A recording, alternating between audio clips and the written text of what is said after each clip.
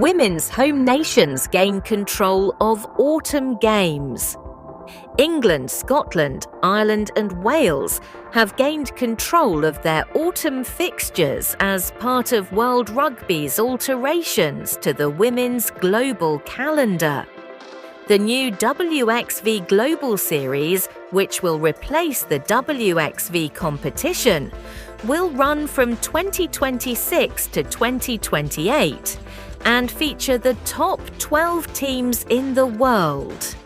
Seeking to build on the success of the Women's Rugby World Cup in England, national federations and unions will be able to choose their own home and away games in September and October.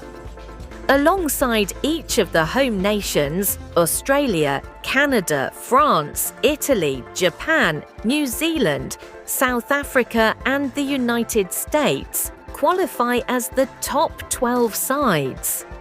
Those 12 nations are locked into the WXV Global Series until the next Rugby World Cup in 2029. Each side will receive the same amount of money from World Rugby to compete in the fixtures, no matter how many tests they choose to play. Fixtures will be announced by each nation after the World Cup.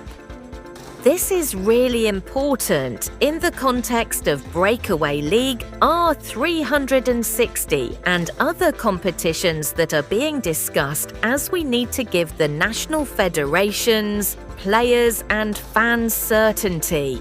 World Rugby Chief Executive Alan Gilpin said, "Advertisement, this allows that certainty over a 4-year cycle that allows the national federations and unions to go and have those conversations on contracts with the player groups." It is a really important milestone. Teams ranked 13 to 18, who World Rugby describe as facing greater financial challenges, will play their fixtures in a single destination in 2026 and 2028, funded by the global governing body. Those teams are Brazil, Fiji, Hong Kong, China, the Netherlands, Samoa and Spain. This means WX5, a 3-tier competition introduced in 2023 to supply more meaningful games before the World Cup, will no longer run. BBC Sport understands the top 12 sides will play between 9 and 16 tests on the WXV Global Series, outside of World Cup years, with a maximum of 6 tests every September and October. This is in addition to their already established regional competitions like the Women's Six Nations.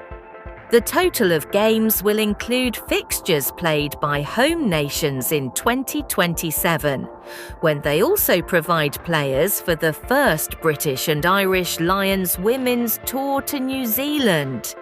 World Rugby says there will be over 100 games across the 3-year Global Series competition, and £9 million will be invested, which is hoped will build on the World Cup in England that has seen record viewing figures and the final at Twickenham on the 27th of September sold out.